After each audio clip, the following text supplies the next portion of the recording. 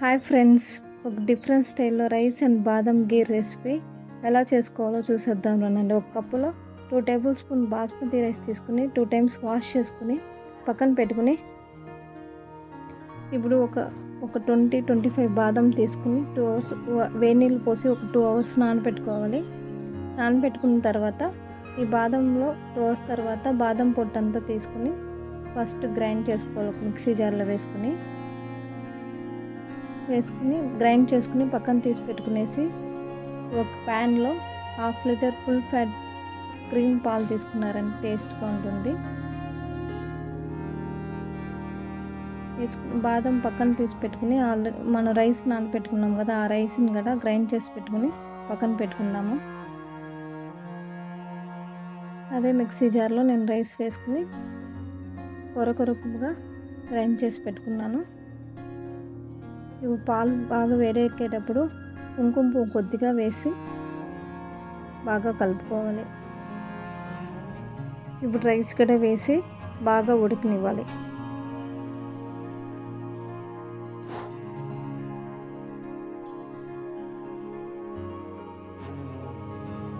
కాబట్టి వేసుకునేసి కుంకుమ పువ్వు రైస్ ఒకేసారిగా వేసుకుని బాగా కలుపుకోవాలి. ఇలా సైడ్లో ఉండే మిగిలినంతా మనం కలపెట్టుకుంటా పాలల్లో కలుపుకొని బాగా మిక్స్ చేసుకుని బాగా కలపెట్టుకోవాలి. బాగా కలిపెట్టుకున్నాక ఆల్రెడీ మనం బాదం పేస్ట్ గ్రైండ్ చేసి పెట్టుకున్నాం కదా, దాన్ని కూడా వేసి బాగా కలుపుకోవాలి. రైస్ ఉడికినాక బాదంని వేసుకోవాలి. వేసి బాగా కలిపెట్టుకుని దీంట్లో 2 టేబుల్ స్పూన్ పాల్ పౌడరు మిక్స్ చేసి, కొద్దిగా నీళ్ళల్లో 2 టేబుల్ స్పూన్ పాల్ పౌడర్ మిక్స్ చేసి లంప్స్ అంతా లేకుండా కలుపుకోవాలి. ఇప్పుడు షుగర్ అనేది నేను 4 టేబుల్ స్పూన్ తీసుకున్నా. మీకు ఎక్కువగా తినాలనుకునే వాళ్ళకి కొంచెం ఎక్కువగా వేసుకోండి.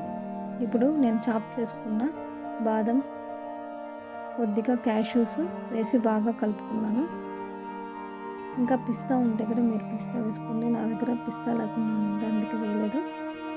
బాగా కలుపుకున్నారంటే థిక్ కన్సిస్టెన్సీకి వస్తుంది. అప్పుడు కలుపుతూ ఉన్నారంటే ఇప్పుడు థిక్ కన్సిస్టెన్సీకి వచ్చింది. ఇలాంటి టైంలో స్టవ్ ఆఫ్ చేసుకుని బాగా ఆరపెట్టుకుని ఒక బౌల్లోకి సర్వ్ చేసుకుని 2 అవర్స్ ఫ్రిడ్జ్లో పెట్టుకున్నారంటే ఎంతో టేస్టీగా ఉండే రైస్ అండ్ బాదం గీ రెసిపీ రెడీ. ఈ వీడియో నచ్చినట్టయితే లైక్ చేయండి, షేర్ చేయండి, సబ్స్క్రైబ్ చేయండి.